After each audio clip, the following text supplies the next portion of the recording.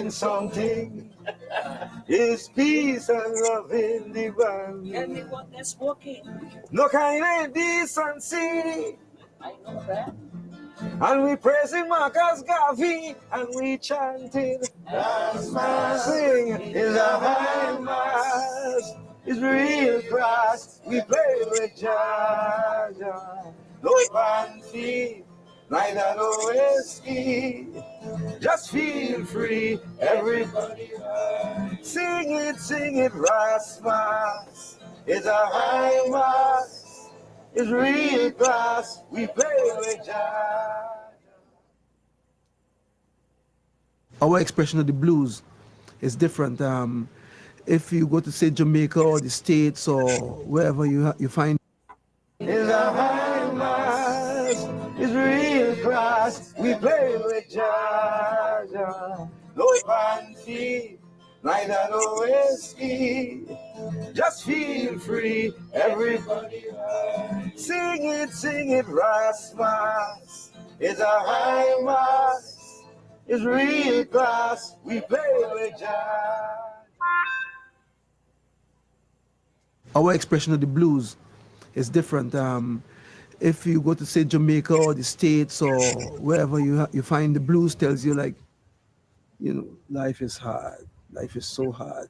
And the Trinidad expression is life is hard, you know. But it's the same, it's just that we do it with a laugh. And the laugh fools people. But under the laugh is a blade. Always a blade. But if somebody heart have a hole and they need a charitable soul, well, I'm the first one they asking to sing. You know what I mean? Because I'm the free show. Cry is so king.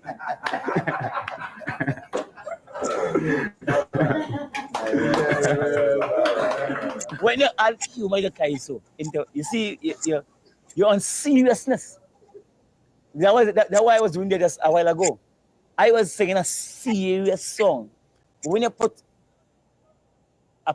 add humor into it, and you see, you capture the whole audience.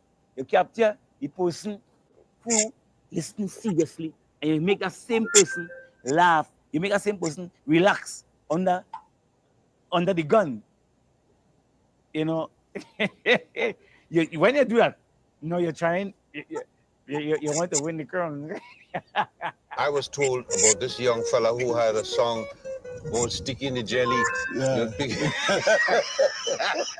He was joking somebody up a tree. And I liked the song, and I made sure that they introduced me to him. I can't remember. I think it was at the China Clipper restaurant or someplace. You know, we got to know each other. But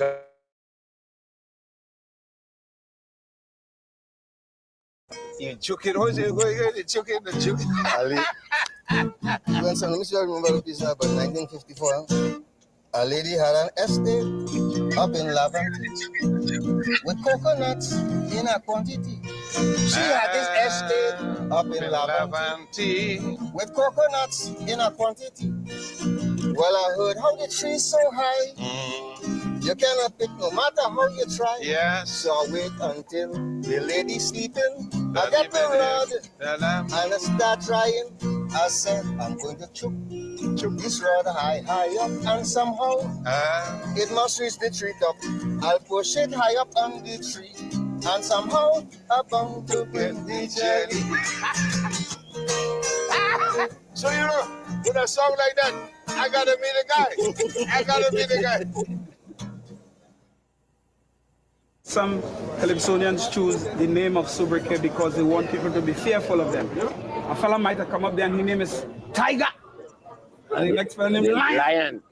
So when you hear these names, and then they have another one named Zebra. So when you hear these names, you get scared. you hold your chair and your wife and you hold tight.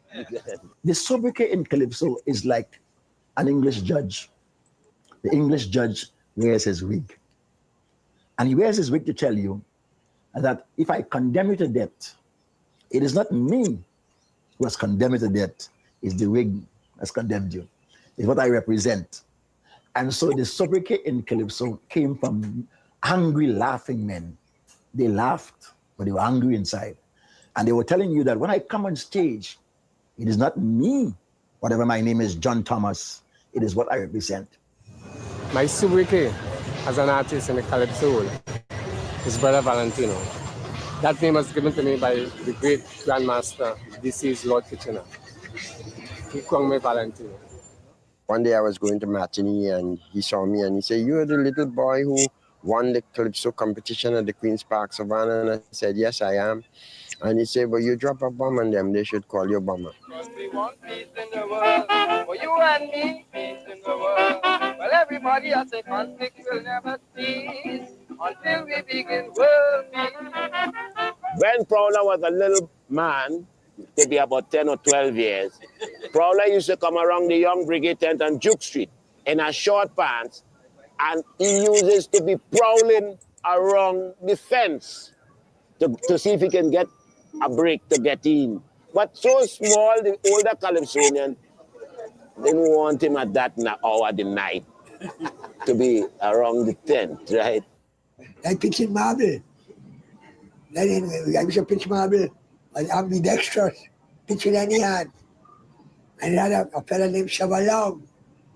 He was the best pitcher we had done with our treat. So I always say now, you call him the king. So they said, "I'm a pretender to your throat," I would think. I used to mark pretend on my hat. And it stopped so, the day that I saw name it stopped with me from pitching marble to Kaiso. So when I realized that Sparrow is going to be stuck, that's my name, I added mighty to it. Because there's nothing like a mighty sparrow. Sparrow is a poor, humble little bird. And I decided I ain't going to be poor and humble all the days of my life. Put a mighty to it and confuse everybody. The mighty, mighty. You know, you really can't talk about Calypso without talking about my dear friends, Lord Melody, Mighty Spoiler, and the Grandmaster, Lord Kitchener.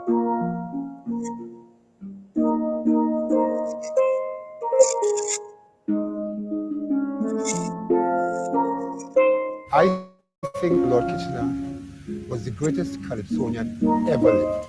What I love about Kitch was his simplicity in choosing words, his melodies, lyrically, his storylines, everything was perfect. Well, Kitchener, I used to admire Kitchener, the melodies and the way he put his words together. Kitchener only got little words though, and rhyme it. Take any word and make it rhyme. And yeah, he got something else. There's no Calypsonian alive. I mean, talking about the real Calypsonians whom Kitchener hasn't touched. So, Lord Kitchener, now I'm told that you are really the king of Calypso singers. Is that right? Yes, that's Will you sing for us? Right now. Yes. London is the place for me. London, this lovely city. You can go to France or America, India, Asia, or Australia, but you must come back to London City. Kitch, what could I say? He was my friend. He assisted me Calypso-wise. He assisted.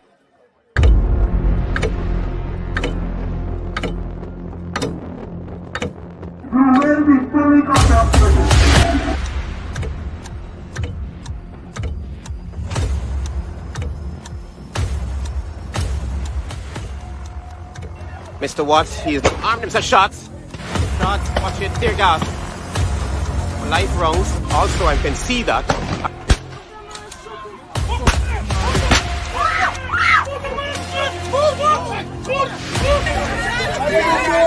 Just look where done! The man is a boxer, man. Watch your hand put in the boxer, man, to do that.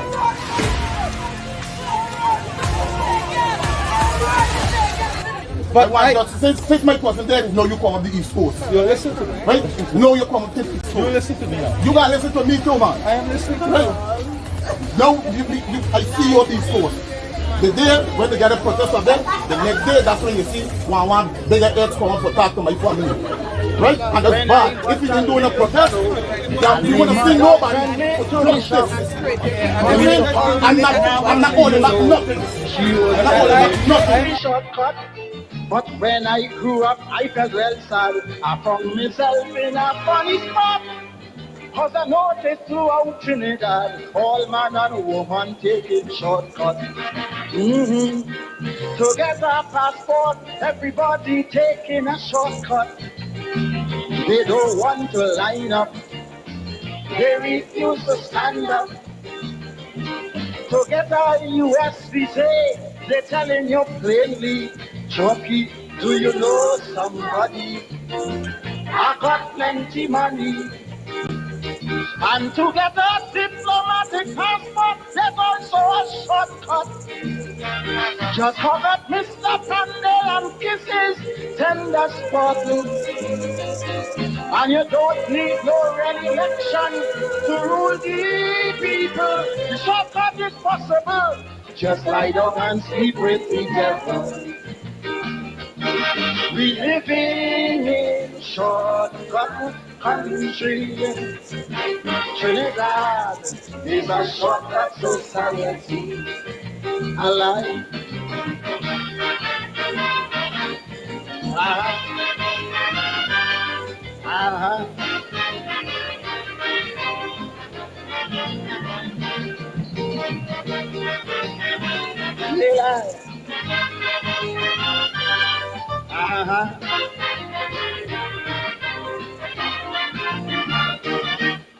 When I was a little fellow, taking shortcut was the golden rule. We had a special shortcut to follow to take us quickly from home to school. To get a job later on was sorrow. If Daddy didn't know Mr. Ned, I would have been a vagrant all now. So it wasn't for shortcut, boy, I dead. Women used to doll up the hair to go out on a jig. Now we shortcut hairdressing. They just dash on a wig.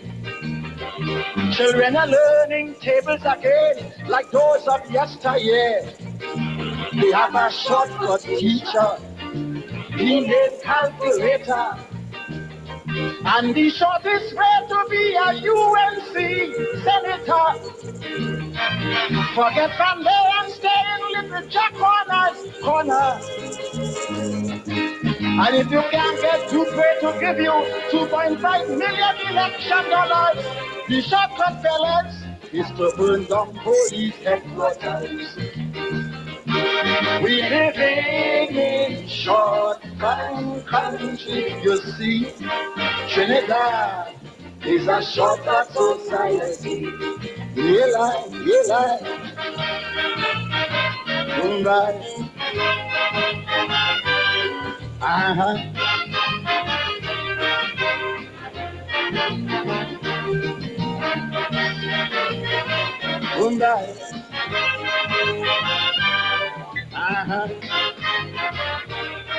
Look,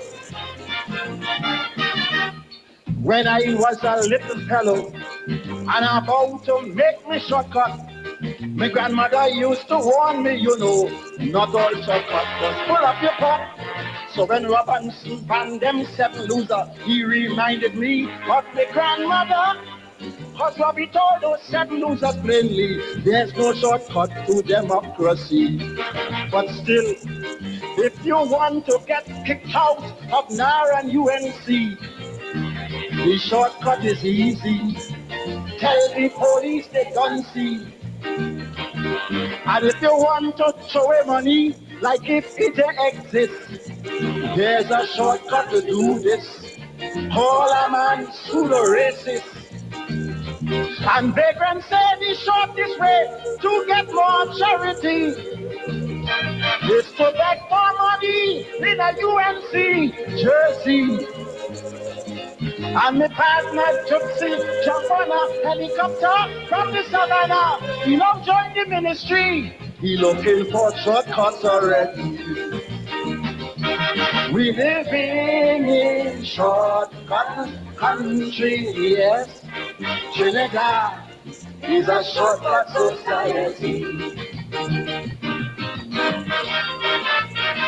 Mumbai.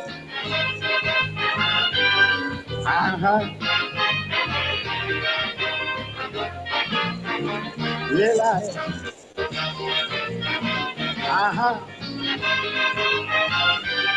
Uh-huh.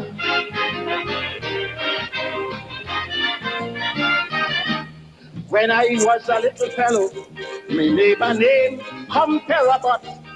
He taking shortcut all where he go, till we used to call him Shortcut Robot. Well, Shortcut Robot does remind me of Ramesh Maharaj.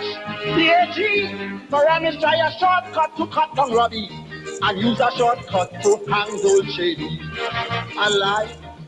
But still, if you want to get rid of Nair and UNC, the shortcut is easy. Tell the police they don't see.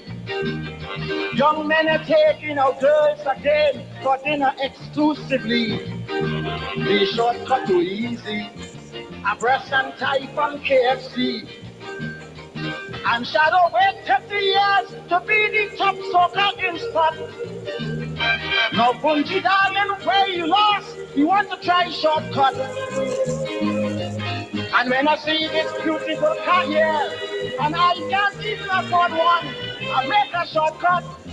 I make this guy so for competition. You see, we living in shortcut country. You see, Trinidad is a shortcut society. I like.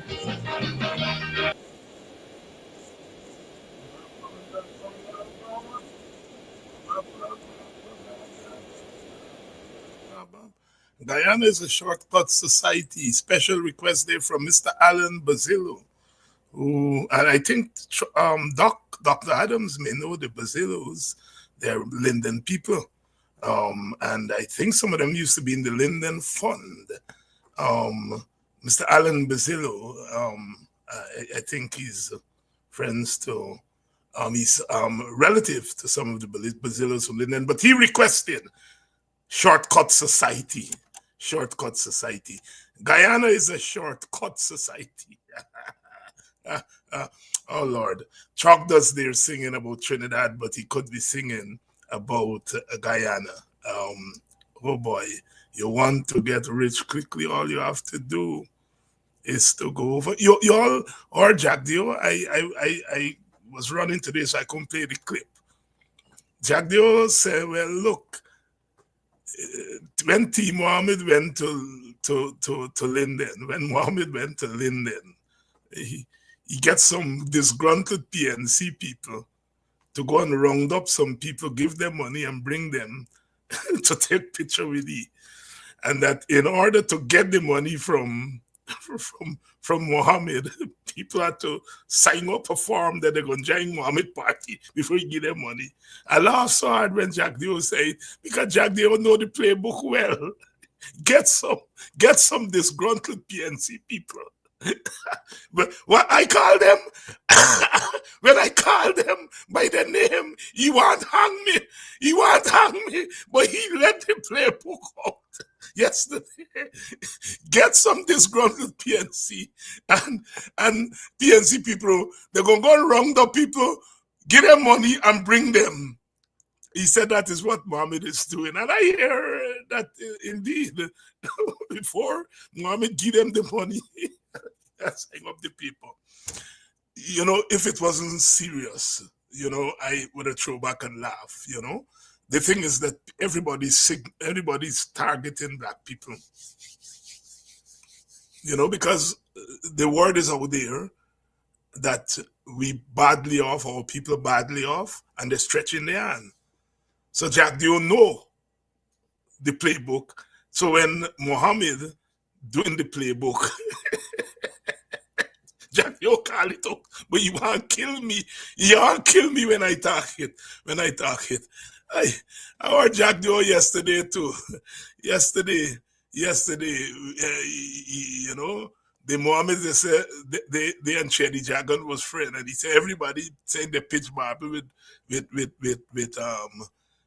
Chedi Jagan, and just like Nagamutu and Ramjatan, who betrayed Chedi Jagan by going up and joining with the PNC. Well, it's not that they want to kill me for saying me vexed with people and want to deny people their right to go and join the PPP. Here's he abusing Ramjatan and Nagamoto yesterday.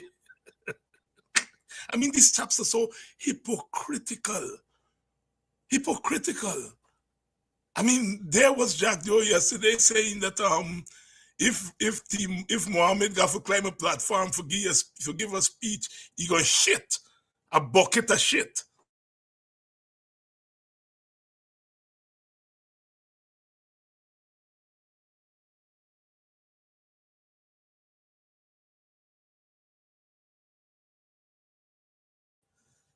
Yes, Jack Dio talking about a bucket of shit on his program. Where are all the moralists who cussing me for using bad word? There is Jack Dio. I was running today, so I couldn't get the clips line up for you all. But there was the man cussing Pani press conference, and all those who been saying, "Oh, David Hines is lewd" and so on. And of course, last night our blockbuster. Last night, our blockbusters they call it. The man admitting that they see young black people as fertile ground for the slave catching. Fertile ground. I didn't say it, it's they say it. It's they say it. And if I say it, or anyone of we from we side say it, we are the biggest sinners. All the moralists come out, and the people admitting that black people, poor young black people, are fertile ground for manipulation. Good evening and welcome to Politics 101 tonight. Welcome to Politics 101. On a Friday night, we have Dr. Adams and Wayne Cesar here. Dr. Adams and was at that same meeting came out with a devastatingly obnoxious statement that in Guyana, African people must racism. As our guest this evening, 2 lawyers and 1 medical doctor, but they would not be discussing the legal world of Guyana, or they will not be based in different time zones. We are filming on the balcony of the Everest Cricket Club. As you can see in the background is the Everest Cricket Ground and the youngsters practicing. And beyond that is the mighty Atlantic Ocean. Interestingly enough, this cricket ground was called Indian Sports Club. And tonight our topic racism. As our guest this evening, 2 lawyers and 1 medical doctor, but they would not be discussing the legal world of Guyana, or they will not be discussing medicine. They will be discussing racism, the pronouncement of Guyanese society along racial lines. We're coming up to an election, and one would have liked to think that as we come up to that election, the last thing we would want would be to incite people unnecessarily by invoking who is African, who is Indian, and who you must vote for or who you must cling to based on race. This evening, we will be discussing what 2 persons, 2 very eminent African Guyanese have said, and we will ask our panelists to analyze what we said. We start with Professor Clive Thomas. Professor Clive Thomas, as reported in the Starbuck News, said to his party's executive meeting, referring to African Guyanese, when you trade your votes for perks, when you sell your votes for resources, you lose your vote forever. He was, of course, referring to African Guyanese and visiting PPP government teams going to their village. He interpreted that as selling your vote. 1 week after Dr. Clive Thomas said that, David Hines, who was at that same meeting, came out with a devastatingly obnoxious statement that in Guyana, African people must stick with African parties. He said in a country where there is division between Africans and Indians, Africans must stick with their own. And he called African actors, African political activists, and African youths gravitating to the PPP some scatological discrimination. May not have known of your struggles. At the annual issue, a condemnatory statement. Uneducated, the reason there is hatred because they haven't fulfilled what they should have done, and they now want to persuade the youngsters in Guyana to do that. And unfortunately, it's fertile ground.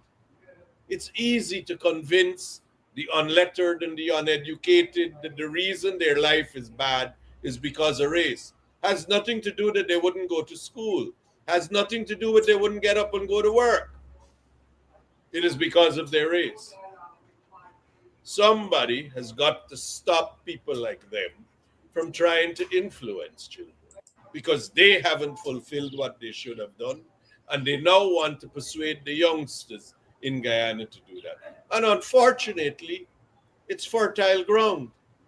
It's easy to convince the unlettered and the uneducated that the reason their life is bad is because of race. Has nothing to do that they wouldn't go to school. Has nothing to do with they wouldn't get up and go to work. It is because of their race. Somebody has... Hey, mouth open, story jump out.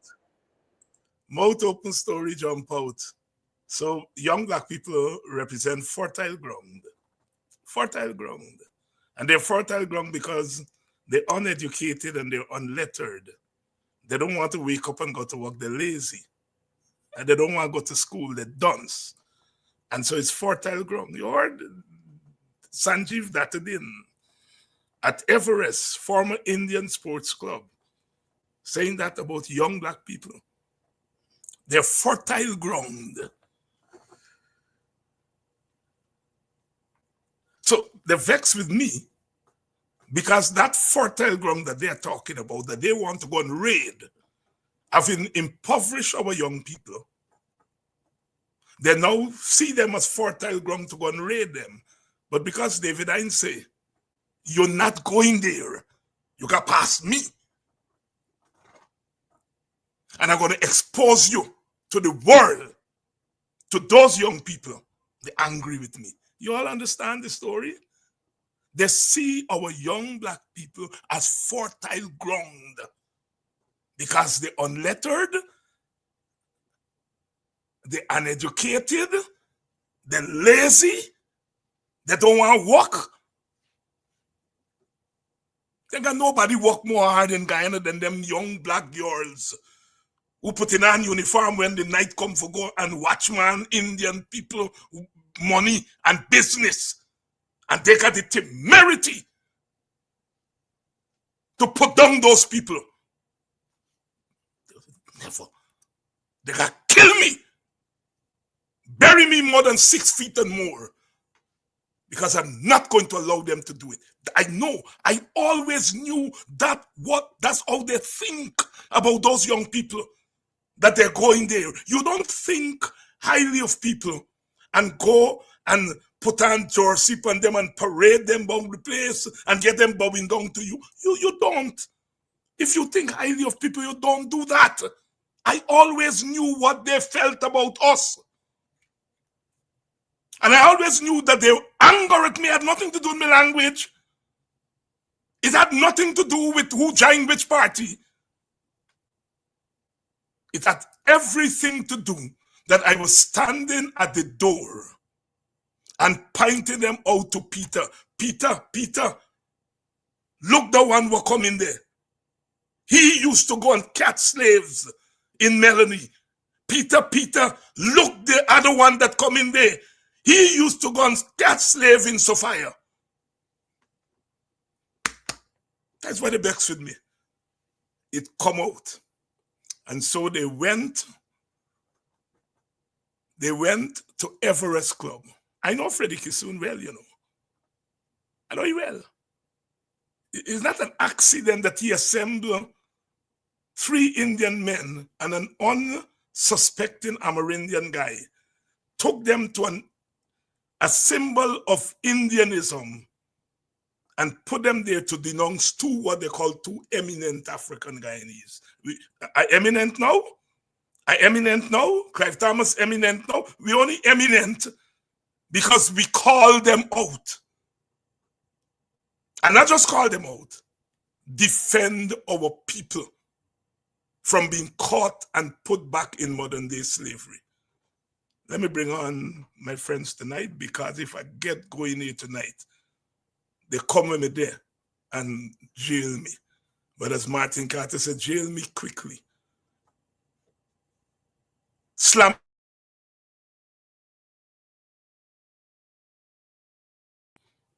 Jail me quickly.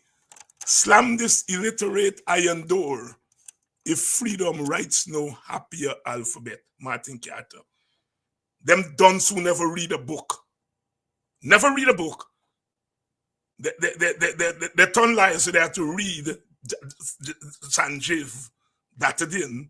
He's a liar, so he had to read textbook. But I am bet he never read a book other than a textbook. I want him, he's talking about Walter Rodney. I want him to name just 3 books that Walter Rodney wrote. I want him to give me two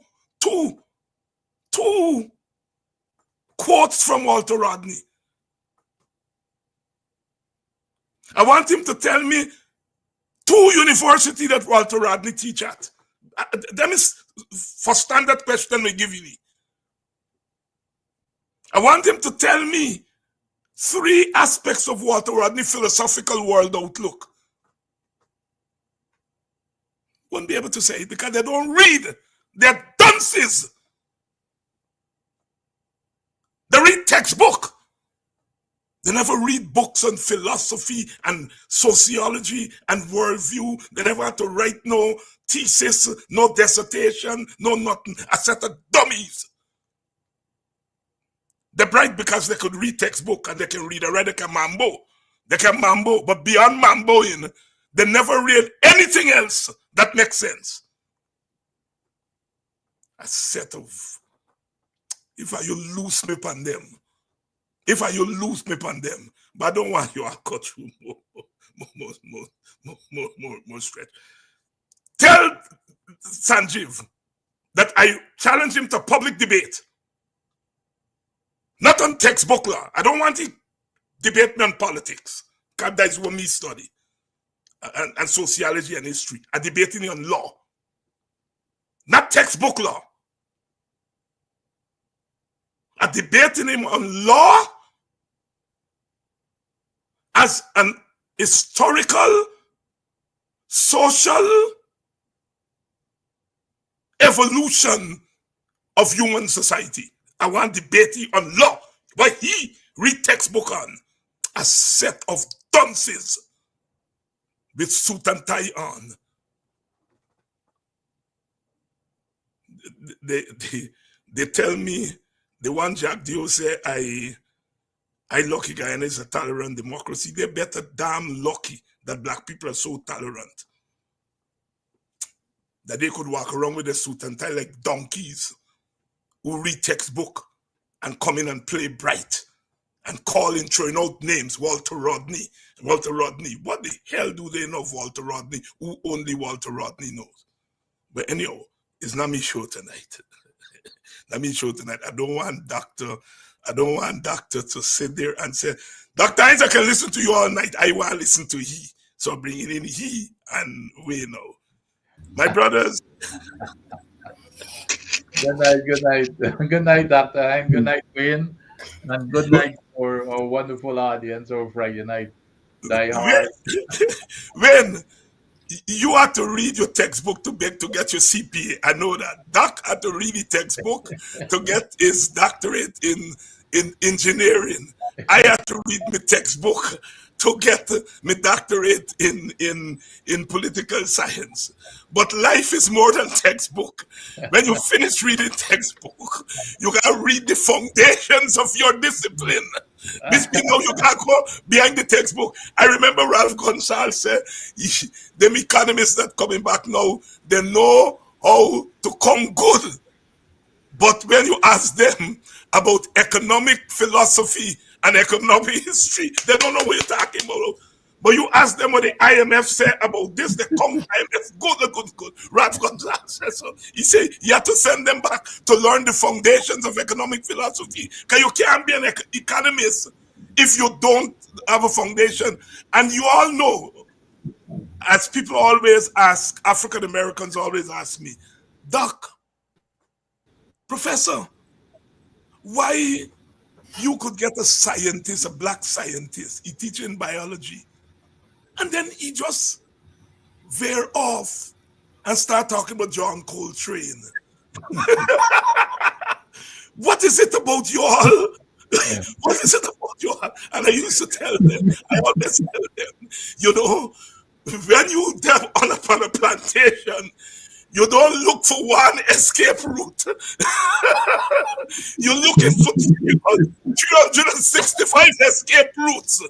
And so we are naturally, as a people, who have to exist on several planets. It's no accident that it is the West Indies that produce the Garfield Sobers.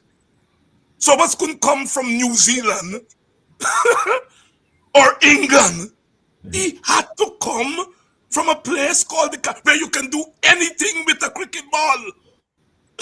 and that's who we are. So when these dummies, textbook lawyers, you call them, want to look at people like us and tell us that we are on it, don't let them get me thing. But anyhow, Doctor, I'll start with you, because you've seen and you know about taking the new ball. Let me start with you. You are the man, Sanjeev, that is in there, about black people being young black people being fertile ground. Your thoughts, and then I'll come to you, Wayne. Well, you know, I was getting a little bit worried here, and you were right. I can listen to you all night like I normally do, but I said, I don't know if I can. If I really deserve to be in this company, because I saw Wayne in his last show and he was on fire, Dr. Hines. I don't know if you saw him or not. Yeah, saw him. So I said, boy, how am I gonna be able to keep up with these two guys here tonight?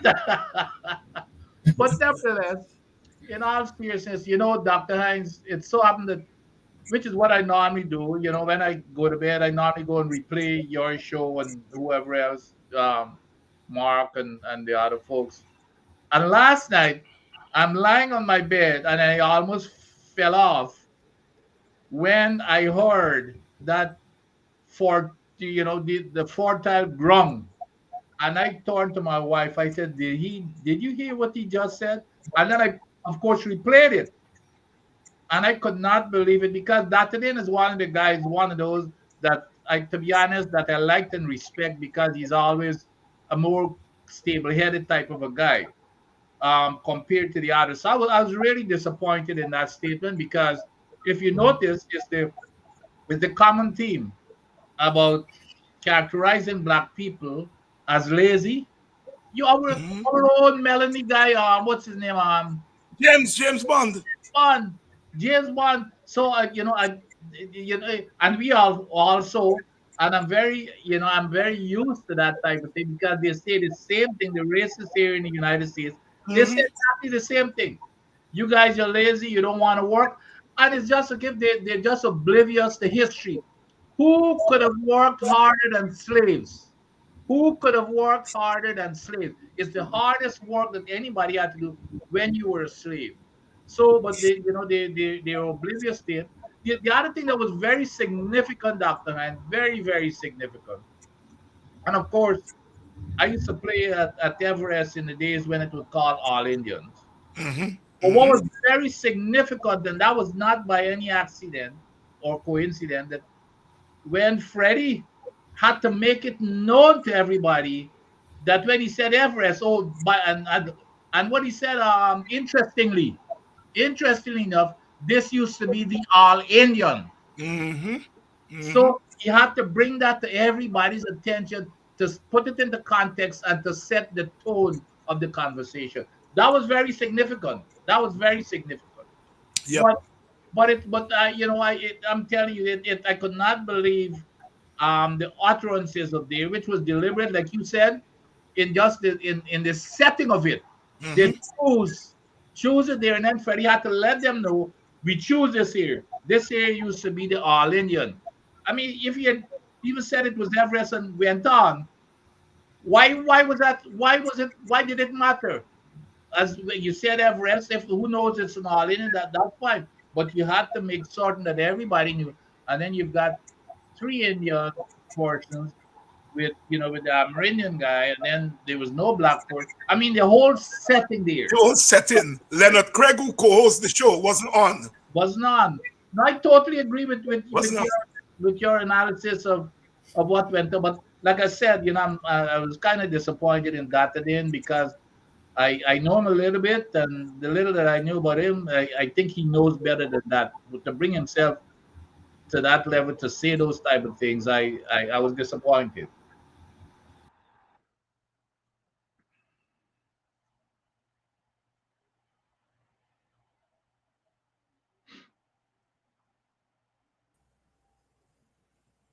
Yeah. Dr. Vincent Adams there. Wayne, your thoughts on the clips there that we played? Yes. Good evening, Dr. Hines. Good evening, Dr. Adams. And I must say good evening to the listening audience, especially the women in the audience, as today is International Women's Day, and I decided I'll wear some nice bright pink for them so that I can make them happy tonight. So I wear bright pink for the women. Okay, get into the statement made by Sanjeev Dattadin. Dr. Hines, that is coming from the internal PPP manifesto. There is an internal manifesto and there is an external manifesto that is shared throughout the country. But this is coming from the internal manifesto of the PPP, which is to gain ethnic supremacy in Guyana at all costs. And Sanjeev Dattadin was correct in one thing when he said fertile ground, because it is the PPP that would have created that fertile ground, because most of the young people that they are referring to was born on the PPP government. So it really bothers me, and it shows also the reasoning behind, removing free university for Guyanese. It shows the reason, because an uneducated people is an easy people. They are easy to be led. Okay, when you have intelligent people, it becomes much more complex because the people understand what is going on. So shame on Sanjeev Dattadin. He's basically throwing the PPP government under the bus because they are the ones that are responsible for these young people not being educated. It's government failure. I lay all of this at the feet of the PPP government. And look, these shows are edifying people, Dr. Adams and Dr. Hines. Okay? And come election time, the PPP will pay the price for all of this, I believe. Over to you guys. Thank you very much. Doc, I know that you pay attention to Jack Dio's press conferences. And I gave a couple of instances. One where he was condemning Moses and Kemraj for leaving the PPP and going over to the opposition side. He didn't say the joint AFC, the joint PNC. This is the man who was condemning me just a couple of days ago, saying that I against people leaving one party and going over to the other side. And there he was, condemning two senior PPP people because they left the PPP. And then the other thing, talking about the Mohammeds, said the Mohammeds getting disgruntled PPNC people at Linden to go and round up people and give them money and bring them to Mohammed. Again, like that again, letting the cat out the bag. Because if Mohammed is doing it, Mohammed learned it from the PPP. He learned it from the PPP. So the thing with these guys, sometimes people think that we shouldn't pay attention to what they're saying, but pay attention. I think our people got better things to do, and that is why we pay attention to what they are saying in order to bring it to our people. And at the beginning of the program, I cannot believe that man said that PPP people were shot by the police and they have pellets in their skin till up to today. He never said anything that those people pelt school children in buses. He never said anything. Those people beat policemen and policewomen. That man sat there. In the first place, after 5 years, they finally acknowledged that their people were on the street behaving bad. But all he said is that they were shot with pellets. Never said anything what they did. Dr. Adams. No, in contrast to that and then where you get surprised about what he says, I mean, Jagdeo is the master of hypocrisy and lies. And the thing is, and that's the reason why he survives and gets away with these things, because it has become normalized right now. The man normalized lying. And when people hear, they don't even, they probably say, oh, it's Jagdeo. After all, it's Jagdeo. So it's an expectation of him. So he can mention, the guy just mentioned bizarre stuff. And it's how he dramatizes it. Well, they were running around with pellets in they were running around with pellets in the body. You know what I mean? But that is the man. And you were absolutely correct. As a matter of fact, I was thinking just like you when I was looking at the thing, when he was talking about sharing out money, because the man knows their playbook. Yes. When he was looking at the meetings that the agriculture minister was having, he started cussing on the lady that was yelling at Muslim, and the man, he said they were AFC or PNC plants, because the man knows he knows exactly what they normally do. So that's why that's why he looks at with a straight face. And the guy, if you drop from the sky or something, you look at this man, and while he's talking, you would swear this guy is somehow to buy or something. And you know what he said? He's so relaxed. Sometimes when some people lying, they're a little stressed. Yes. Not this man at all. So there's no never ending to this guy, and the guy just and I've got so many that I've talked about and have written about, but the man just continue. Like, you remember I told you about the one last week or the week before. The man says that since they got in office, unlike the PNCR, they have been publishing the field development plans, which is a big lie. Which the week before he made an excuse as to why they can't publish it, but then the next week he come back and say, well, we have published all of them. I mean, how? Yeah, but that's who the man is. That's who the man is. It's very frustrating though, Dr. Hines, when you look at that kind of stuff, and you know that there are lots of people believing everything he said, and they're not even analyzing, well, it doesn't make any sense. But he gets away with it, and that's what he does. And what's so barefaced, Dr. Hines and Wayne? The man throw the thing, the man would be calling other people liars. Yes. And Doc, you're so right. As I go over to Wayne, the thing is that is anger is at people like Rick Ford and myself and Mark and you and Wayne and all the others of us, is that he is not convincing us, and we are not allowing to convince the people who are listening to us. And that is the anger there.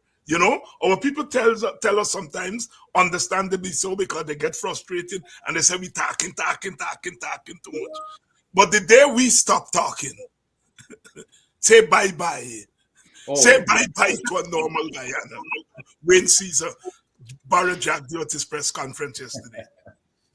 Well, Dr. Hines, you said something earlier on the program when you requested to debate Sanjeev Dr.David.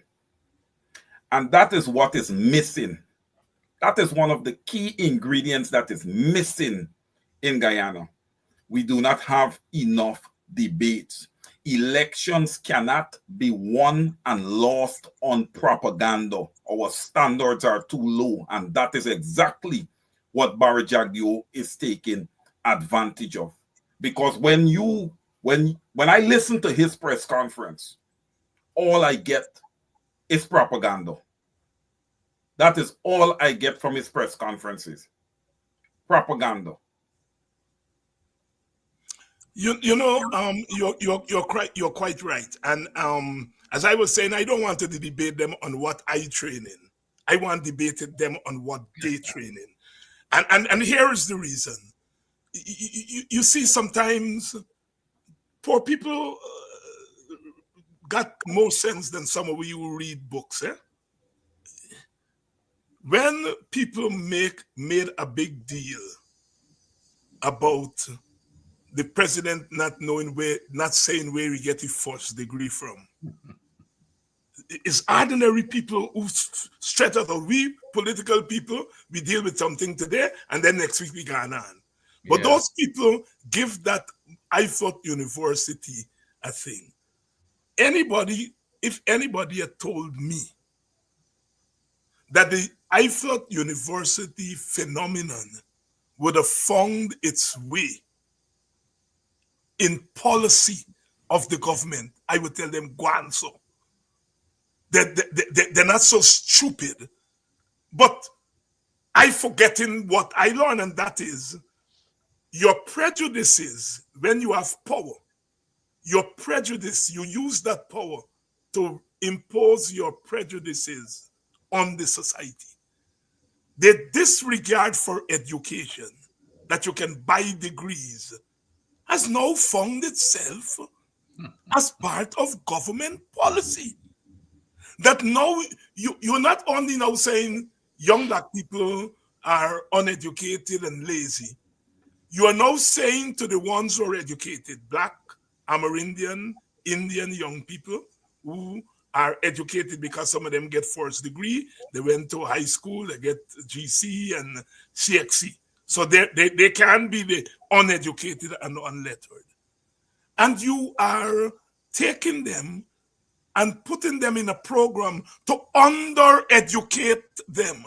Your goal at the end of the day is to use gold to under-educate our young people. And I am so glad because a couple of teachers did call me last year and ask me what I think about the gold thing and whether they should do it. They got to do thing in Dominican Republic, they got to do at some school, and they were confused. I tell them, don't touch it.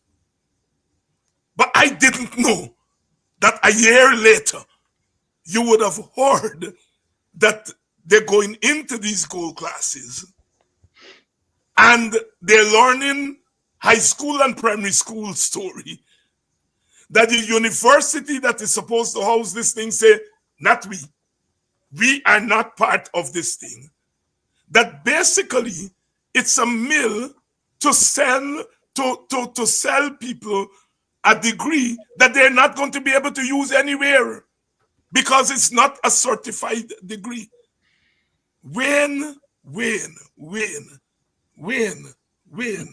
Talk to me.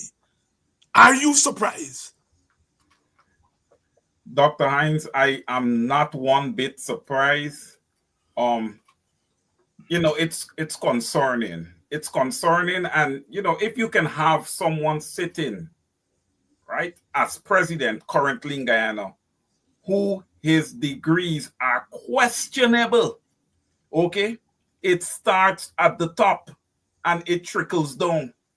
Look, we have got credible institutions in Guyana with the University of Guyana and Critchlow Labor College that we can invest in. And a lot of people remind me also, Wayne, the technical schools. We need to invest in our technical schools also, right?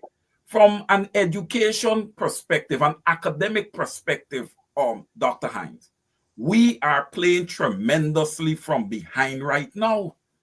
Okay, because of lack of investment on the part of government. Okay, so It's going to be a long and tedious rebuilding process, okay, to get our people from a holistic perspective all throughout Guyana back on point. Look at our literacy rates. They are down, okay? They are down. These are things that used to be in the 80s. You know, back in the 70s, it would be 84%, 85%. You know, we were up there. Granted, yes, we are dealing with a small sample because we have less than 1 million people, but we were an educated people. We still are an educated people, but not the percentages that we are looking for, Dr. Adams and Dr. Hines. Okay? And the PPP is a government that sits there and they do not care about the future of young people. It all starts and finishes in their generation. Once they are gone, they don't care about what happened to, you know, the young people in Guyana, a la all the borrowing against the oil, you know, our oil. Over to you guys. When, and with all due respect, yeah, the 80-something you're talking about there is when we gone bad. When Doc and I used to go to school, the literacy rate was 97, 98. Yes, the highest in the Commonwealth. The highest in the Commonwealth, yes. Yes, when Doc and I were going to school. Yeah. So when you talk about 84, that is used to be Jamaica at the lowest in the English-speaking Caribbean. They were around 70%. God bless Jamaica. They are now in the 90s. But Jamaica used to be 70%. They are the largest population in the English-speaking Caribbean, over 2 million. And so one could have understood that. But Barbados and Guyana, right, were 97 plus when we were schoolboys. Right? So, I'm in a ground of, we might have been colonies, but I'm in a ground of, we were eagles. We were eagles because what we were able to do is to take a colonial education and turn it into an education of liberation. That is why if you look across the world in all academic disciplines, you are going to find a Guyanese among the top 10. I don't care what discipline you talk about. Whether it's engineering, whether it's history, whether it's politics, sociology, you are going to find a Guyanese among the top 10. Because we were the envy of the world when it came to education. Sparrow put it right when he said, you know, if I was a bright, I would have been a damn fool. Because we were able to get past the hickory dickory dock. The mouse run up the clock. We were able to parse through that and still get an education out of it. Doctor, you have spoken about goal. You know something about academics. You know something about university. And I remember you and the AFC raising this question, why are they bypassing UG and creating this thing? Now we know the scam. Now we know the scam. It's coming out now. And all they can tell us is something went wrong. That's what Jack Joe said yesterday. And we are sorting it out. Over to you. Well, you know, and we got to keep reminding the people because most of the population of this country are the youths. Okay, so we got to remind them. So let's put it in the context, folks. Guyana had free education under the PNCR. LFS Bornham made it free for myself and Dr. Hines. Wayne is much younger, so he did not have the privilege and luck to enjoy that free education. Free education from kindergarten right through university. We had that. What year was that, Dr. Hines? 76. 76. 76, yes. We had the great education at the University of Guyana. When in 1992, when the PPP took office, the first thing they did was abolish free education. So don't let them fool you, for you to give you the impression that they want credit for introducing free education. This is no introduction of free education. It's because of the pressure and it's because they've been outed in terms of people bringing this information to the people. They've decided to go back now, but it's not going to go away. We have to keep reminding folks that there was free education. They're the ones. They created a problem, and now they're trying to let it appear as if they're solving a problem. But here's the other thing, Dr. Hines. And just to piggyback on what you guys are saying, especially Dr. Hines, education was like a religion in the, when we grew up, the most important thing, and that is why Guyanese and others coming from our background are so successful academically when we come to the United States, because in the United States, as we all know, we've got colleagues in the United States. Education is not that important. The most important is how could what's the for me to go out there and make a buck, how business or whatever it is. To us, education, we could throw away all the money for an education. So that's the culture we came from. So let's go back. And I know you mentioned about the president himself, and now this thing becoming from the University of High Flood, it becomes a a policy. Well, here is what's interesting, and we need to pay attention to this also in that same context. Remember, we talk about the University of High Flood, but also the PhD has a lot of questions, because guess who was the advisor for the president for his PhD based on information? The same guy who is in charge of gold. And there's lots of question as to that PhD and who wrote the dissertation and everything else. So it was that, here it is that there's a question over this PhD. This man, I can't remember his name, but he was in charge. And as soon as the PPP got into office, this man gets this job with gold. But the other thing about gold is that gold, it has gone so far, which is what we've criticized on this program. Gold has the same amount of budget, $4 billion, at the University of Guyana.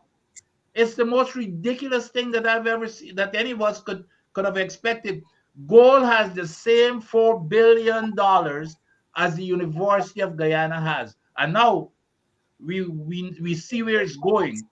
The university that they're supposed to be bringing this stuff to, Staffordshire, I don't know anything about this this facilitating whatever that middle group is. They have denied any connection, any knowledge of the. And now you're going to want to go back. The vice president get there yesterday and say, well, they're in renegotiating. There's no renegotiation. Why do you have to renegotiate when there's supposed to be some type of an agreement already? There's no agreement. Staffordshire, if I'm going to have a choice as to whether I should believe the vice president or the University of, I think it's Staffordshire. Staffordshire, yes. Staffordshire. Who you think I'm going to believe? For them to say it in such plain words. I do not know anything of the sort about either the gold program or, and when you look at these universities, they got one university in India even said that, so what is it said? Assumed to be a university or something of the sort. In the title. But here's what is needed, Dr. Hines. This is the people's money.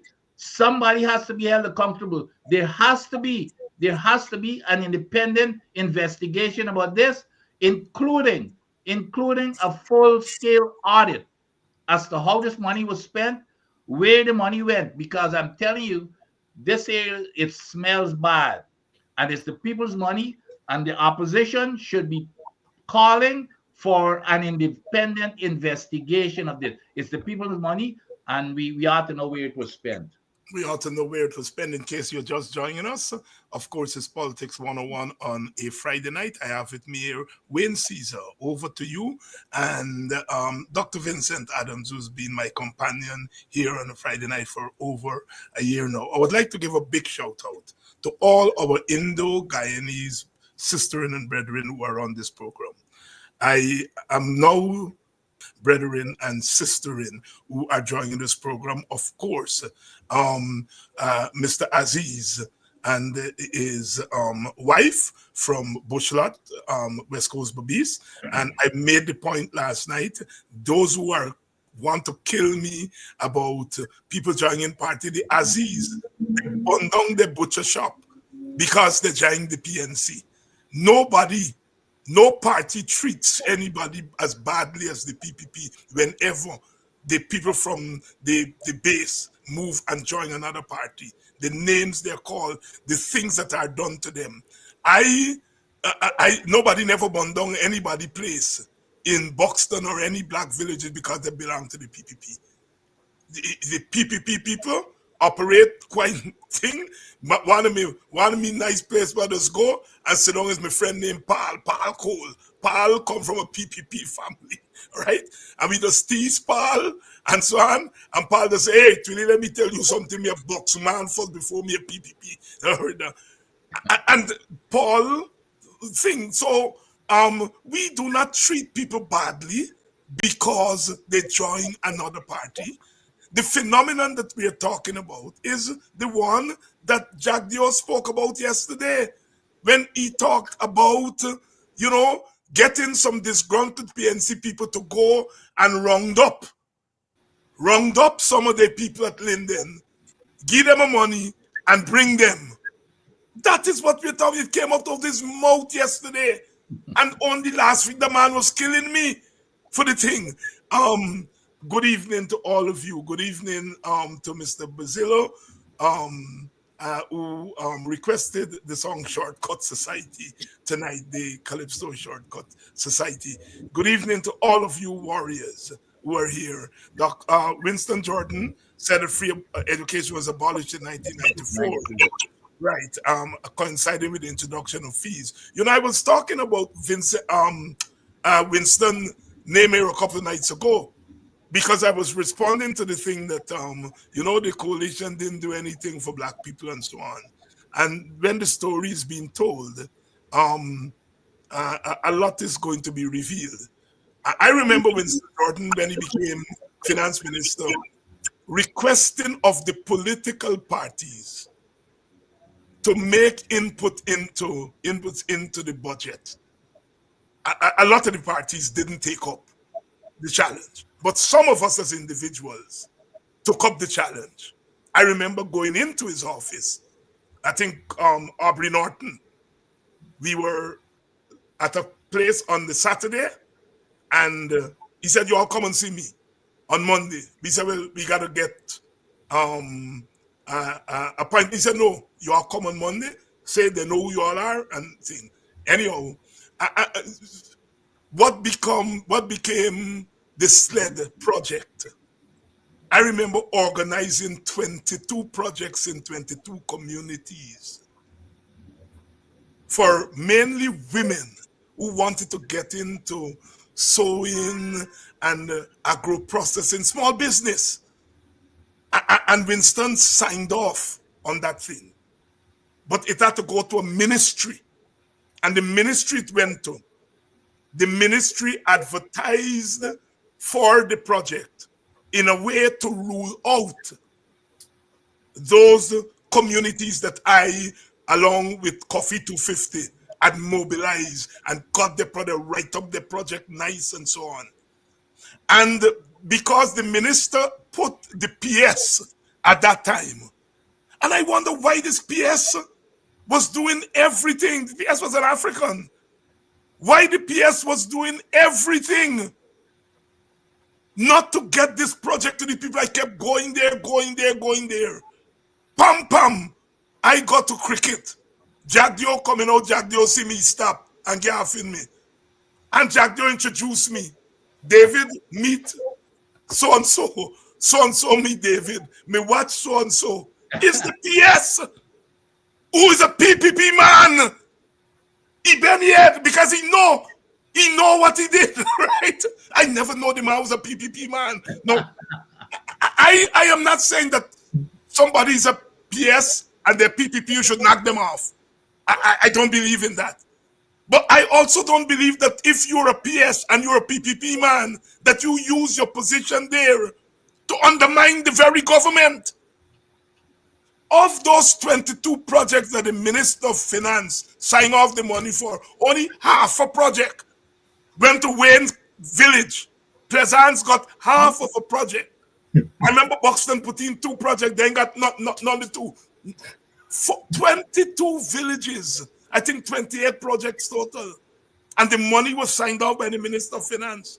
And this was to get black people, especially young black women, into entrepreneurship, small business. And they sit down there today and talking about how black people don't want to work, black people don't want to get into business, they don't want to get into this. That is why I've said on this program that what the PPP is doing is that they are not only trying to stay in office, but they're trying to order the political economy of Guyana in such a way that even if they lose power, or as the audience would say, when they lose power, it would be difficult for the incoming government to, start running from day one. We'd have to dismantle a lot of what they've put in place because they're ordering Guyana for them to control Guyana even if they don't have political power. And I just want to alert our people to that because the last time we were in power, we weren't necessarily hip to what they were doing. Vincent know more than me about the business people who refuse to invest money. They take the money, they sit down on it. Didn't invest in the economy in those 5 years because they wanted to undermine the government. There are dynamics in our political economy that we have to pay attention to. One of the dynamics, when Cesar, I want you to talk about, and that is the question of the army. Because I used to believe that we had a comparative edge in the army, and I used to tell Rafi Dev, I not giving up our majority in the army until all you integrate the money. If you all want to integrate the army, integrate the money. I changed my mind on that now. I want the army to be integrated. I don't think one set of people should be making money and they don't want to defend the country to defend the money. All right? And I am in favor of our Amerindian and East Indian brothers and sisters to go into the army and help to defend our country. Clearly, this government, although they get plenty money, they're not spending on modern weaponry in the army. They're not spending on where we had an advantage. I heard from people who were top in the army, said we had one of the best cadre of jungle fighters in the world. People who come from all over the world to learn jungle fighting with our army. So there are strengths that our army have. And we wouldn't be able to beat Venezuela. And none of us are that stupid. But at least we would be able to defend our borders. We would be able to defend our borders and not have gangs shoot at our soldiers. You think any Guyanese gang can go and shoot at Venezuelan soldiers? At least equip our army. But they're not doing it because they don't want to put guns in the hands of black people. They don't want to have a larger army because they don't want more black people under arms, bearing arms. And for them, it's about a racial and political calculation rather than a calculation that is going to defend our borders and at least show that we are serious. Wayne Cesar, over to you. Yes, thank you, Dr. Hines. And very well said. Excellent point. Now, when you look at the Guyana Defense Force, Dr. Hines, it's not today that we've had controversies with Venezuela.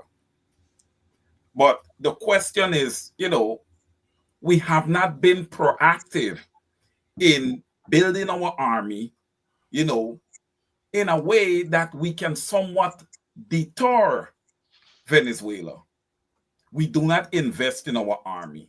The equipment, the resources are just not there. And then to take it a bit further, It is not equitable to be in the Guyana Defense Force these days. You have to make that job more attractive. Okay? People have to be able to raise a family being in the Guyana Defense Force. They should be allotted a house lot after 3-4 years of service, whichever one, 5 years, whatever. You understand me? There must be equity. So therefore, you don't have people wanting to sign up, right? And that's going to affect your volume as far as, soldiers. And then the other thing, Dr. Hines, and you touched on it, training. We need experts, like you said, Dr. Hines. Experts in ground fighting. All right. We are an oil producing nation now. All the monies that we're allocating in the budget towards infrastructure, you did it 5 years in a row. You could have done it 4 years where you allocate these large amounts to infrastructure or whatever. And then 1 year you just take care of the Guyana Defense Force. Build up your army, give the guys the necessary equipment that they need. And I also believe that there should be a separate entity from the Guyana Defense Force called the Guyana Coast Guard. All right? They're going to be the ones who is going to be manning the waters. It's kind of unfair for you to have big investors in the country extracting oil, and next thing you see, a Venezuelan vessel is showing up right next to the oil rig. It is shameful. It is disgraceful. It should not be happening.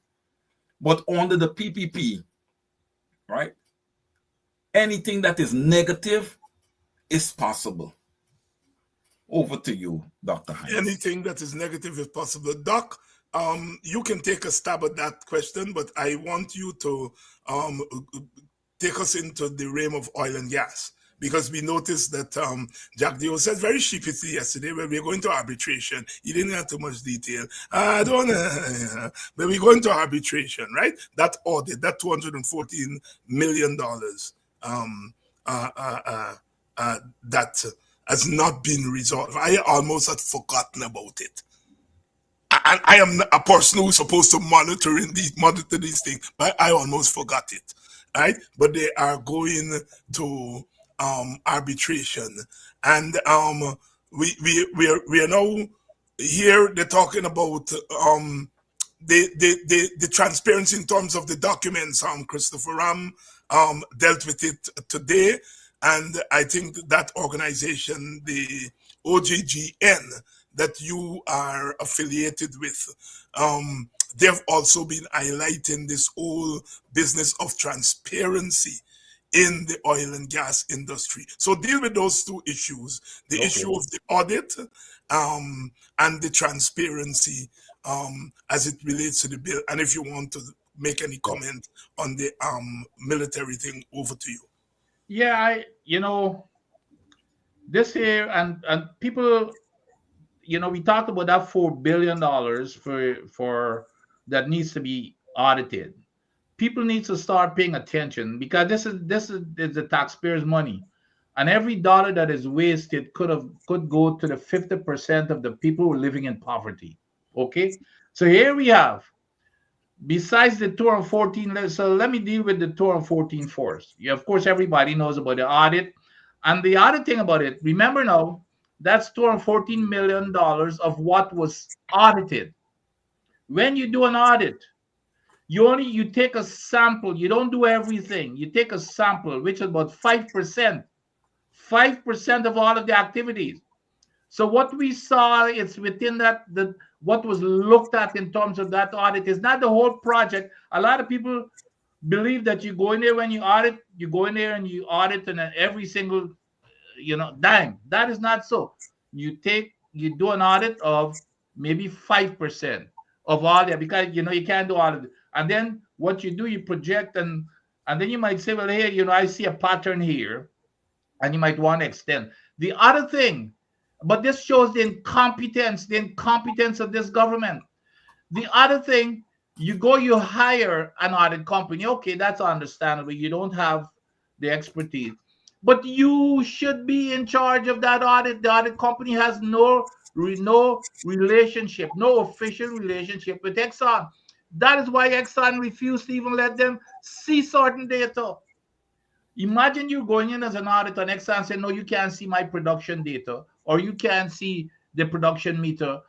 And the auditor has no contract unless you give them the authority, but we set aside and then we're waiting for the report of the auditor. That is absolute nonsense, but that's incompetence. That's why we do not have a clue as to what goes on. We've got to listen to what the auditor says. We've got to listen to what Exxon says. That is why they take advantage of us.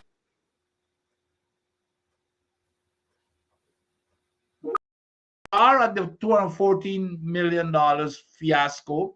And now we going back, now we're hearing that we might have to go to arbitration. No, but here's the bigger problem. It's the gas to shore project. It's probably the outside of the oil project, it's the biggest project that we've ever embarked on. It went from, remember, under the coalition, I think it started less than $1 billion. I think it was like 700 million. And now it's gone to like $2.5 billion, and we do not even know when it's going to end. It's a growth, it's way above cost, obviously, from going from about 700 million to 2.5 billion. And then, of course, the schedule early this year, just a few weeks ago or a couple months ago, you remember what they said? They said this project will come in at the middle of the year, which means June, July, some around that time. Then now, right after that, they said, well, okay, it's going to be November. And then right after that, they said, well, we can't come in November. It's going to be next year. These people do not know not a thing that they're doing. It's so obvious. And of course, the company is taking them to court for a lot of change conditions that they signed the contract blindly. The only thing that the vice president said was, this is a no-brainer. Let's build this plant right in a place where it should not have been built. The soil conditions are bad, and that is why the people are taking them to the people are going to go into arbitration for $50 million. The site conditions, the technical issues that they did not foresee before you even go into a contract. That is why the feasibility study that they failed to do, Dr. Hines, that the coalition would have picked up those problems ahead of time. So here we are. We're wasting billions of dollars of taxpayers' money that could have gone to giving teachers a fair salaries and nurses a fair salary and doing the things that the poor people deserve and should have. So we've got two arbitrations. So it's not only one, Dr. Hines. We've got two. We've got the one coming up for the 214 million, and then we've got the one coming up for the gas project. And we talking about a lot of money, and it's just like if these guys do not care. The incompetence, we can't even put up a damn lantern post, and they're falling down all over the place. It shows the incompetence and the management of these projects, and they don't care because the money does not come out of their pockets, and it's going into their friends' pocket, getting them rich. We're wasting our, and then on top of that, we going and we taking out all kinds of loans. And, they do not even understand. That's the other thing that is going to hit us between the eyes. Because I'll tell you what, with this new Trump administration, that is going to be drilling, baby drill. And Russia's going to open its spigots with the new relationship. Venezuela, which has 30 times the oil that we have, is going to open their spigots. The market will be flooded. Oil prices will drop significantly. And we are taking out loans like crazy, and with the expectations of paying back those loans with higher revenues from oil. And that's the other thing is, Dr. Hines, whenever we sign off on a loan like this gas to shore project, and that's the impression that the vice president wanted to give. Well, they did, Exim Bank did their studies. Exim Bank don't care anything about your technical studies.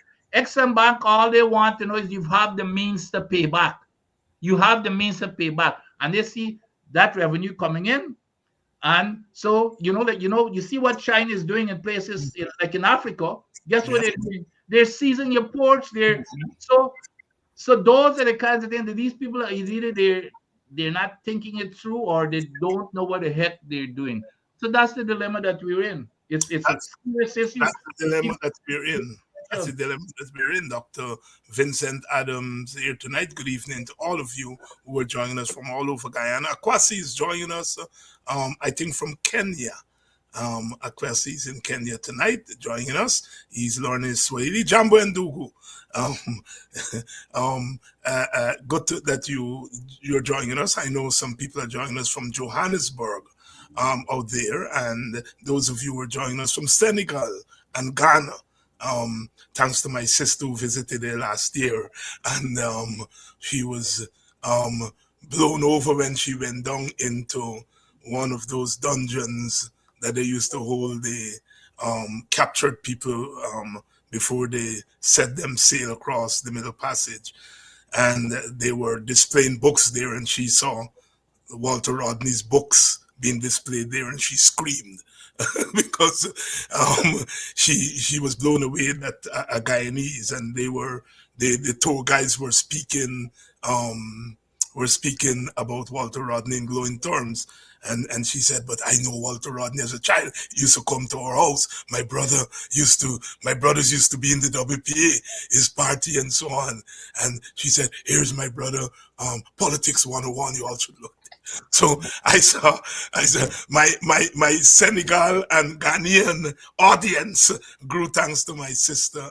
Always when people go all over the world and they see people talk about our country in a certain way, it shocks us because we are a small country, but we are a small country with a very large potential to turn. I mean, the kind of human capital that we have in Guyana. I mean, who can work harder than those young women? And they got young women, Indian and African women, who today still cutting grass in the sugar estates. And you are looking at people and telling them that so those women are going to sit down at market from 3-4 o'clock in the morning. Sometimes I go in the market there in Guyana 2-3 o'clock in the morning. You got those women there selling, some of them sleeping. Understand? You gotta wake them up. And you are watching those people and tell them that they're lazy, they don't want to go to work. I mean, when I know you are not taking lightly this issue of the distribution, the giving away of our prime lands to favored people, selective people, and you've been paying attention. And you know, there one family has got what 3,000. One family, a known family, and I'm sure most of the viewers and listeners on the program tonight know exactly who I'm talking about. 80,000 acres of land. 80,000 acres of land. Yes. And there is no way that can ever happen without government knowledge. Hey, Wayne, could I butt in here? Yes, Dr. Adams. To put things into perspective, I run the numbers. Do you know what 80,000 acres is, guys? It's 5 times the size of Georgetown. The whole of Georgetown. Lord have mercy. Listen to this. It's 2 times the size of St. Kitts. Wow. And it's 75% or 3/4 the size of Barbados. That's in one man. It's 3/4 the size of the whole island of Barbados, twice the size of St. Kitts, and 5 times the size of the entire boundaries of Georgetown, Guyana. Take it away, Wayne. And you know, that's so interesting because it also equates to 320,000 house lots. Okay?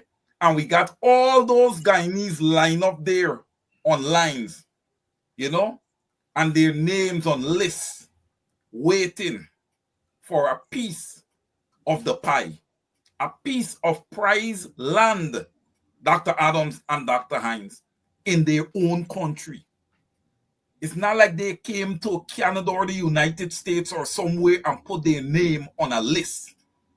Okay? Their name were placed on a list, some of them, 2-3 decades ago. And they are still sitting and waiting. Some people would have even left this world. Okay? And that dream was never realized for them. And these politicians who is sitting at the top of their thrones, you understand me, ripping off the Guyanese people day in and day out, have the gall to talk about people being lazy. I have said this, and I'm going to say it again. These politicians, they are not going to understand until the Guyanese people start showing up at their doors. Okay? They are not going to get it until people start showing up at their doors. This is overbearing. It is unacceptable. Okay? The people of Guyana is losing in all ways and all forms. Look, Dr. Adams just spoke on Venezuela oil probably opening up again. Russia oil is going to open up because they're dealing with the United States. So the probability of Russian oil opening is very high. Okay? What is that going to do? It's going to drive the oil prices down. What is going to happen to Guyana? We are going to struggle, okay, to pay our interest on those loans that we are taking out against our oil reserve. Now, the oil reserve is there, yes, but the value has diminished tremendously because, you know, Russia oil is open, Venezuela oil is open. What does that equate to? It equates to Guyana being the fastest growing economy for 5 straight years, and the Guyanese people not receiving any equity for that. Nothing. $100,000 is a freak. Okay? That is 2 months grocery shopping, a proper grocery shopping, 2 months. And that is finished. It's unacceptable. It's unacceptable. And Dr. Hines, you said something. To the extent a new government come into place, we have a massive issue. Okay? Because when you look at the finances in Guyana, who has the finances? Who has the financial network on lock in Guyana? The PPPC. And I know the Honorable Winston Jordan is on here. It's going to be quite. There's a new government. Yes, there yes. needs to be massive investigations, massive audits. Dr. Hines, this is not a 3-year project. It's going to take around 7 years, I believe, to eradicate all that was built up over those 23 years plus this 5 years. It's a lot of work. And a lot will be uncovered, including a lot of businesses, large companies and corporations in Guyana being unable to source their capital. That is a massive issue. Where has your capital come from? I know that many of them will not be able to answer that question and will not be able to show source documents of how they would have gotten that capital. And that's a major problem. Over to you guys. Thank you very much, Wayne. Thank you very much. Yes, go ahead, doctor. Yeah, let me because he triggered something there, which I missed the second question you asked me. He mentioned reserves, and you know we've talked about this over and over, Dr. Hines. Reserves, all reserves is our bank account. It's the people of Guyana's bank account. Okay, and the problem is the government does not even want to let the people of Guyanese know what is in their bank account. It's been over 3 years, going on 4 years now, since they declared 11 billion barrels of oil. After the 23rd discovery, and you remember, under the coalition, as soon as they were the discovery, it was announced. We, since 2021, or 2022. I think that was the last declared discovery of. So we still have 11 billion barrels, even though we've had 23 more discoveries. 23. And by the way, there's an advantage to doing that. That I don't have the time to get into it, but there's an advantage to doing that. But here they're hiding those numbers, and that's what. In your second question that you had asked me to address was the today's newspapers with Christopher Ram and the OGGN, the Oil and Gas Network.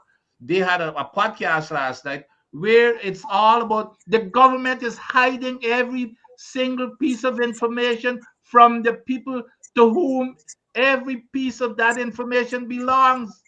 It says that in the contract that the government, meaning who represents the people, owns all of the information. Simple things. The two most important documents, Dr. Hines, the field development plan that I've been talking about all the time, it gives the details as to how this project will be conducted, all the technical details. Jagdo, the first thing he said that, well, it's sanctity of contract, which was absolute nonsense. Then he said, well, it's too complicated. It's too complicated. So Guyanese people wouldn't be able to understand. Now, he should stop judging people by his standard. If he can't understand it, don't judge other people that if you want to be a dunce, that's your standard. Don't judge other people because we could understand it. And then, so now he's gone to, he came up last week, like I said, and said, lie barefacedly that they had published these FDPs, which is a blatant lie. The other thing is, the most important document, Dr. Hein, every time you ask Exxon, what about the reserves, the updated reserve, you know what Exxon says? We submit quarter reports to your government. Every quarter we submit those reports, which means that those reports have those numbers. Not only do they have the numbers, they have the expenditures. Nobody knows what the expenditures are. Nobody knows how much, like when you go buy a house, for example, the bank gives you what is called an amortization schedule. If it's a 30-year loan, every single month for that 30 years, it tells you how much you're paying. We do not have that. We do not know how much we're paying for the capital cost. You know what's the capital cost right now? Just for the first 6 projects, $55 billion US. 55 billion. And so now they've got to pay that off on top of the operations cost. And we do not know how much we're paying back for the amortization cost, nor the operations cost. So we might be paying this here forever throughout the life. We might be getting that 14.5%. But here's the other thing, Dr. Hans, and I've mentioned this before. It's a myth when they talk about that 75% cost, all that is capped. There's no cap. We do not know how much it's costing. It might be 85%. It could be 90%. But everything over that 15%, over that 75% is carried over and over and over. So you've got 15%, currently 650,000 barrels. Calculate. You got 15% of the 650,000 barrels right now. Every month, you calculate that 15%, and it's going on top of what you owe, that debt. But you still don't know how much of that debt you're paying off. That's what's in those quarterly reports. We have to know it belongs to us. It's our money. And that's what we got to get into the people, and we need to be putting pressure. So that was what the OGGN was talking about last night, and Christopher Ram was talking about today. And that's what a lot of us have been talking about all the time. Dr. Hines, I just want to come in quickly after Dr. Adams here. And Dr. Adams, very, very good point you just made.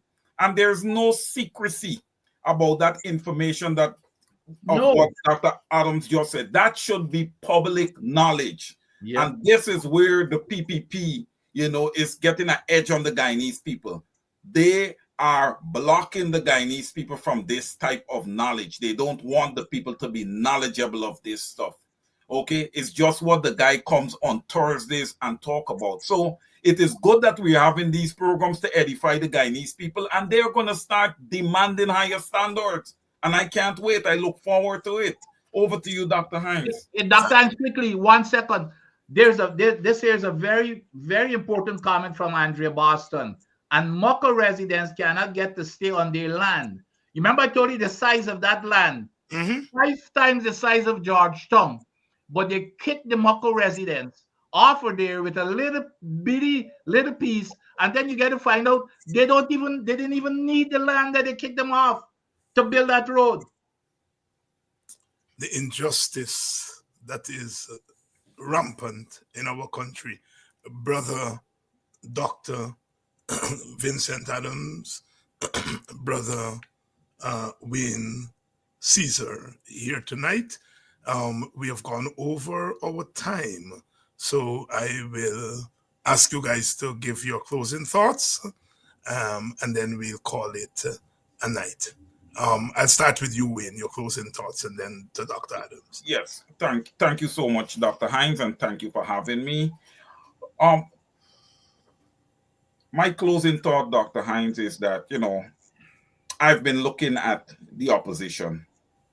Okay, we do not have a formed coalition as yet, but I am confident that there is going to be one. But I want to close off tonight by saying that it is very important, it is imperative that all the leaders in the opposition put aside their differences, put aside their egos. Dr. Hines, I know that you're very good at this. You're always on the ground with the people. You're never egotistical. I'm not saying that the other two leaders are, but I'm saying these things need to be put aside. Okay? Dr. Vincent Adams and the Honorable former Minister of Finance, Winston Jordan, who is watching this program. These are important people to move this country forward. We need everybody to be on board. No one needs to be left out. Okay? We need to be on one accord. All right? This is not about individuals. This is about the people of Guyana. This equates to the ground level, the people of Guyana. All right? You cannot look at it from the political eye line. All right? Because a lot of the politicians is not facing what the normal man and woman is facing on the ground. But they are putting their belief, okay, in their representatives. They're expecting that their representatives are going to execute on their behalf. Now, an election can be called at any time. All right, we haven't seen much movement on a new voters list and biometrics. All right, but the PPP is very, very crafty, right? And they can call elections at any time. I say the opposition needs to be ready. For the sake of the Guyanese people, the opposition needs to be ready. Dr. Hines, again, thank you for having me. Dr. Adams, thank you very much, Wayne. And Dr. Adams, your closing thoughts. Sure, and since Wayne has addressed the politicians, let me address or advise the voters, because that's where the power is. And voters, please pay attention. Here is your opportunity. And I know you love your country, but this country will not survive or satisfy its potential for becoming by far the richest country on the planet unless this government change. And you can look, we this is a small portion of what we went through here tonight. But here it is from a personal level. You have all the billions, not the government, because they believe that they own. You have all the billions of dollars in the bank book, your bank book, and the government doesn't even want to let you have access to it, or to even let you know how much you have in it, or how to spend it. But guess what? Their friends and families and cronies are spending like crazy. Look around, folks. Look around. See who is getting rich and building the big mansions and driving a nice fancy car. It's not the ordinary person. More than 50% of the Guyanese population are living on less than $5 per day. And you will continue to do that unless you have a change in this government. Also, look at the corruption. Look at the corruption. And what's going to happen when that 50% cannot survive what is going to happen? Dr. Hines, you guys know more, you guys are more sociologists more than I do. It's going to have a social impact in people resorting to things such as crime, to covet others, whatever others have, so that they can survive. Please do not let us get there. There's enough here for us, again, to become the richest country on the planet. When you hear the GDP, which means the cost of goods and services, the GDP for Guyana is 83,000 US dollars. 83,000. How much? And what did I just say? Each of us are living on what, 5 US dollar per day. Not even close to $83,000 per year, which would be what? But 7,000 US dollars per year. Yes. But we're getting we're getting, we, I mean, per month, per month. 550 a month. We're getting 550 a month. But the GDP says, at least we should have value of about 7,000 per month. So you judge for yourself. Judge for yourself. Hell, we even have a higher GDP than the United States of America per capita. So judge for yourself, folks. We need, this area is not going in the right direction. We need a change. And I think take it seriously and take your country, I know you want to lead your country in the right direction. And the only way you can do that is changing this government. And we can spend the rest of the year talking about the wrongs of what's going on here. So, make your votes count. Make your votes count. And of course, it's international agencies that are saying that 50% of our people live on $5.50 US per day. You round that off to a month, it's about $150 US per month. Oh my goodness, that's $30,000 Guyanese dollars per month. And that's the money. I remember when they had free zones in Jamaica in the 1980s and 90s, they used to earn $30 US per fortnight.